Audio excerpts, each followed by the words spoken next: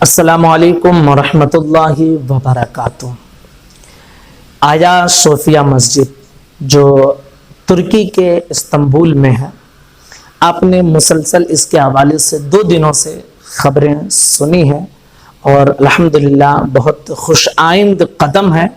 اور پوری دنیا کے مسلمانوں کا حقیقت میں رجب طیب اردگان نے دل جیت لیا ہے۔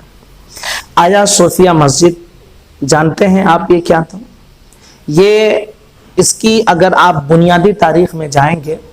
تو دراصل یہ ایک ایسی عمارت تھی جسے عیسائیوں نے بنایا تھا، اور عیسائیوں نے اسے بنایا، پھر وہ خراب ہوا، پھر بنایا، پھر خراب ہوا، اس طرح 2-3 مرتبہ اس کی مرمت ہوئی اور بنایا گیا ہے۔ لیکن اسے سلطان محمد فاتح نے، جو ارطغرل کے ہی خاندان سے تھے، انہوں نے قسطنطنیہ کو جب فتح کیا تھا تو انہوں نے آیا صوفیہ جو پہلے چرچ تھا وہ اس میں شاہانہ طور پر داخل ہوئے اور وہاں موجود عیسائیوں کو انہوں نے کہا کہ تمہیں مذہبی آزادی کے ساتھ ہماری حکومت میں اپنی عبادت کرنے کا حق حاصل ہے۔ بہرحال ان کے ساتھ کوئی ظلم و زیادتی سلطان محمد فاتح نے نہیں کی، لیکن وہ عمارت ایسی تھی جو بڑی دلکش تھی۔ تو سلطان محمد فاتح کے بارے میں ملتا ہے کہ انہوں نے اپنے نجی پیسے سے اس دور میں اس چرچ کو خرید کر اور پھر اسے جو ہے وقف کر دیا تھا اور اسے آیا صوفیہ مسجد بنا دی تھی۔ پھر اس میں مسلسل وہ سلطان محمد فاتح کے زمانے سے وہ مسجد ہی رہی اور اس میں اذانیں ہوتی رہیں اور لوگ اس میں نمازیں وغیرہ پڑھتے رہے، اور اسے محمد فاتح نے اپنے نجی پیسوں سے خرید کر وقف کیا تھا۔ لیکن سن 1935 میں مصطفیٰ کمال پاشا اتاترک جو تھا، اس نے سیکولر کے نام پر اس مسجد کو میوزیم میں بدل دیا تھا۔ اسے میوزیم بنا دیا گیا تھا اور تقریباً 85 سال ہو چکے تھے اس مسجد میں نہ اذان ہوئی تھی اور نہ ہی اس میں نماز ہوئی تھی، اور اسے میوزیم کی شکل دے دیا گیا تھا۔ لیکن تقریباً کچھ سال پہلے جب استنبول میں رجب طیب اردگان نے ناظم کی حیثیت سنبھالی تھی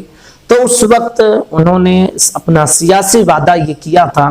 کہ اگر ہماری حکومت آئی تو ہم اس میوزیم کو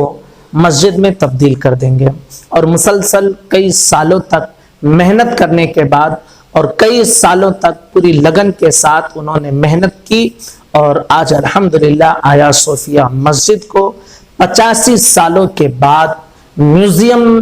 سے بدل کر پھر سے اسے مسجد کی شکل دے دی گئی ہے، اور 85 سالوں کے بعد اس میں اذان ہوئی ہے، نمازیں ہوئی ہیں۔ لوگوں کی آنکھوں میں آنسو آ گئے کہ اتنے سالوں کے بعد اس میوزیم میں اذانیں ہوئی ہیں۔ رجب طیب اردگان کے اس فیصلے کو لے کر آج امریکہ ہو یا رشیا ہو یا پھر جو ہے اسرائیل ہو، جتنے یہودی یا عیسائی ممالک ہیں ان کے رونگٹے کھڑے ہو گئے ہیں اور وہ اس کی مخالفت کر رہے ہیں اور کہہ رہے ہیں یہ اخلاقیات کے خلاف ہے۔ بھائی اس میں اخلاقیات کے خلاف کیا ہے؟ وہ ایک مسجد تھی جسے ترک سلطان محمد فاتح نے اپنے نجی پیسوں سے خرید کر اسے وقف کیا تھا، اور اب جو ہے جب اسے میوزیم میں تبدیل کر دیا گیا تھا تو رجب طیب اردگان نے صرف یہی کیا ہے کہ اسے مسجد کی شکل دے دی گئی ہے۔ جن کو آج سیکولر کی بھوت سوار ہے جن کے سروں پر، وہ کیوں نہیں جو ہے بیت المقدس کے حوالے سے بات کرتے ہیں؟ اسی طرح جو ہے ہماری مسجد قرطبہ جو ہے، جس میں کئی سالوں سے جسے پامال کر کے رکھا گیا ہے، اس کے خلاف کیوں نہیں آواز اٹھاتے ہیں کہ اسے آزاد کرو، اسے مسجد بنا دو؟ تو اسے تو نہیں بنایا جا رہا ہے، لیکن جو میوزیم تھے اور جو خود ان کے جو ہے لوگوں نے خرید کر وقف کیا تھا، اسے میوزیم بنا دیا تھا، اسے جب مسجد بنا دی گئی تو سیکولر کا لبادہ اوڑھے کچھ لوگوں کو بہت زیادہ تکلیف ہوئی ہے۔ بہرحال رجب طیب اردگان کا یہ فیصلہ ایک خوش آئند فیصلہ ہے اور ایک سراہنیہ فیصلہ ہے، لیکن جو انہوں نے فیصلہ کیا ہے بہرحال بہت سخت قدم اٹھایا ہے، اور ہو سکتا ہے کہ جو اور ممالک ہیں ترکی کے خلاف میں، ہو سکتا ہے کہ وہ ترکیوں کے لیے کوئی بڑا قدم اٹھائے۔ تو بہرحال رجب طیب اردگان کو اس کے حوالے سے